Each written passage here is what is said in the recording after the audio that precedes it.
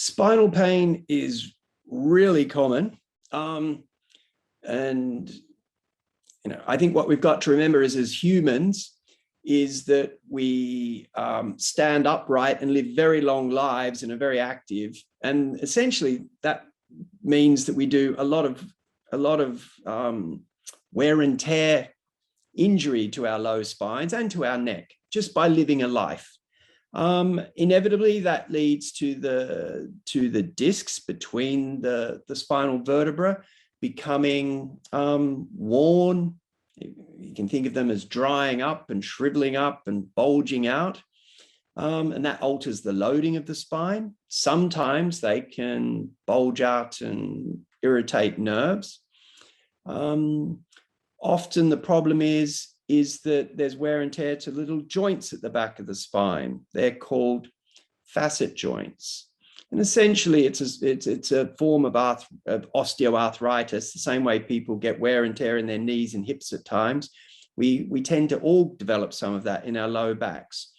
And the pain can then come from the joints, but also it can come from the fact that the posture's changed and that the muscles are tight a lot of the time instead of being relaxed. So that there's a combination, a bit of a vicious circle happening of wear and tear in the joints, tight muscles, altered posture, all reinforcing each other to cause back pain.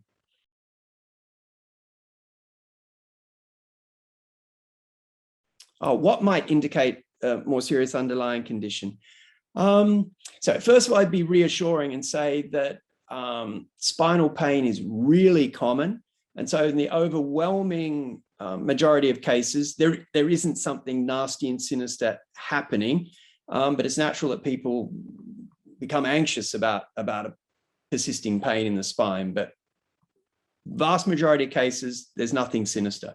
The things that make one think that the things that act as a little warning sign that we need to be extra careful are that the pain is very, very severe. So let's say it's the worst pain that someone's had in their life, that the person feels otherwise unwell. So they've been losing weight or feel very fatigued, or they're suffering with other severe pains elsewhere in their body. If there's a history of trauma, severe trauma, so if someone falls from a height and then has new severe pain, of course, that's a concern. With spinal pain, if people are feeling that they've developed some symptoms in their legs, that they're getting some numbness or weakness or tingling, or if they're feeling that their bladder or bowel control isn't as good as it was, those are features that would make us want to investigate further. And of course, there's always what we call systemic symptoms. So people experiencing fever, or people experiencing night sweats that are new. And I've already mentioned people experiencing weight loss.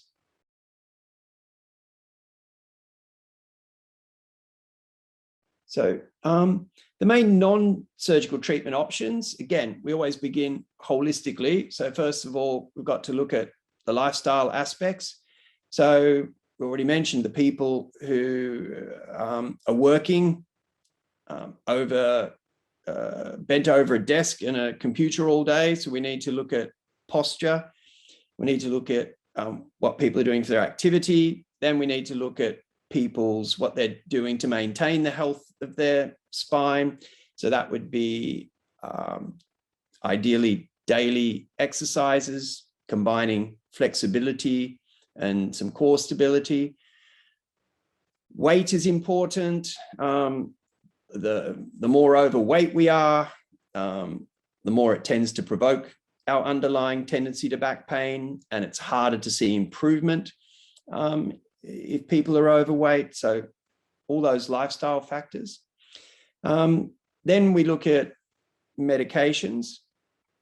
And as I've said, simple medications such as paracetamol or anti-inflammatories might be helpful in some cases. We need to be wary, though, of taking medicines on an everyday basis. That can bring other problems.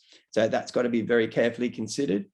Then there are these other medicines, the opioid medicines. That's the codeine morphine type family.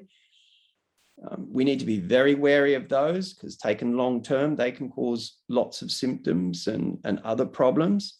But with some guidance from some people, they can be helpful. And then we can get on to looking at injections and interventions, which may well help some people. It actually needs an individual approach and an individual assessment for each patient. There's not really a one treatment pathway captures all.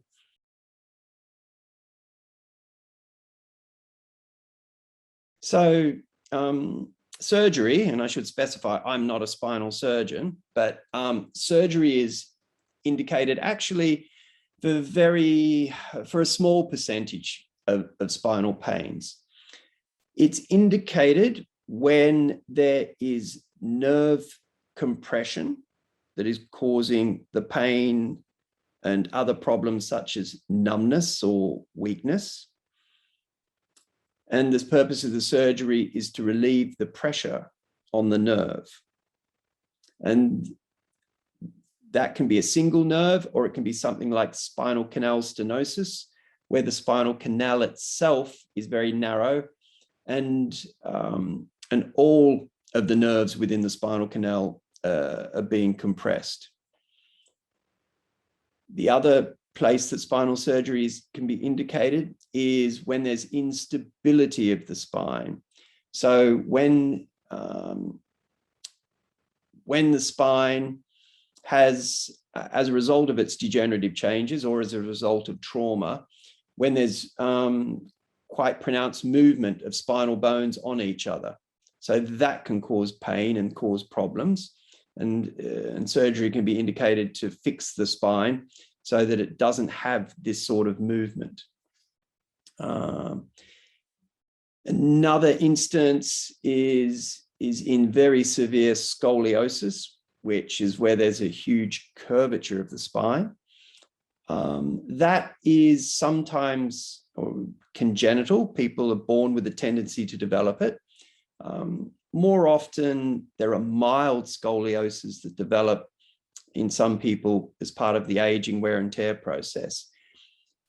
Some of the congenital scolioses do require surgery, but most don't. Usually the wear and tear sort that we develop as we get older, most of those do not require surgery. So surgery, in a nutshell, it's for when the nerves, it's for when spinal nerves or spinal cord are being compressed, or when there's instability of the spine.